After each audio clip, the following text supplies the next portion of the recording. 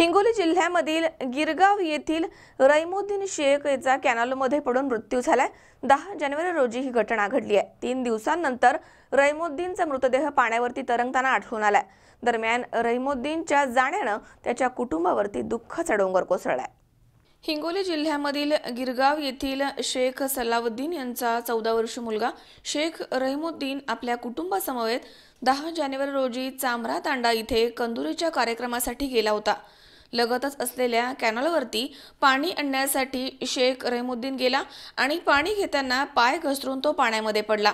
याची माहिती कार्यक्रमासाठी आलेल्या नातलगांना मिळताच जमावाने तिथे धाव घेतली, मात्र तोपर्यंत तो दिसेनासा झाला। त्यामुळे 2 दिवस झालं मुलगा शेख रहीमुद्दीन याचा शोधाशोध सुरू होती। मात्र 13 जानेवारी रोजी सकाळी 8:30 ते 9 वाजण्याच्या सुमारास शेख रहीमुद्दीन याचं प्रेत वाहत्या पाण्यामध्ये तरंगत असताना नांदेड जिल्ह्यामधील अर्धापूर तालुक्यामधील लहान लोण या भागामध्ये दिसून आलंय। दोन्ही साइडला लांब दोर बांधून दोरीच्या साह्याने वाहत्या पाण्यामध्ये तरंगत असलेला रहीमुद्दीन याचा मृतदेह बाहेर काढण्यामध्ये ग्रामस्थांना यश आलंय। बेपत्ता शेख रहीमुद्दीन वरती गिरगाव याच्या मूळ गावी कब्रस्तानमध्ये अंत्यसंस्कार करण्यात आलेत। तरुण मुलगा या जगामधनं गेल्यामुळे कुटुंबावरती मोठा दुःखाचा डोंगर कोसळलाय। कुटुंबामधील मयत रहीमुद्दीनची आई वडील हे वयोवृद्ध आहेत, त्यामुळे त्यांना कामं होत नाहीयेत।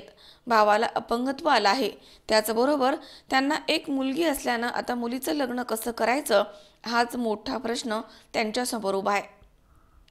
रहीमुद्दीन कुटुंबाचा मोठा आधार होता, हा आधार आता गेलाय, त्यामुळे कुटुंबावरती दुःखाचा डोंगर कोसळलाय।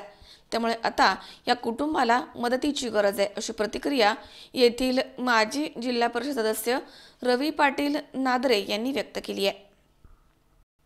उमेश चक्कर पाटील, C24 तास, हिंगोली। सबस्क्राइब करा आमच्या YouTube चॅनलवर आणि बेल आयकॉनवरती क्लिक करा सर्वात पहिले आपल्या परिसरातील बातम्या बघण्यासाठी।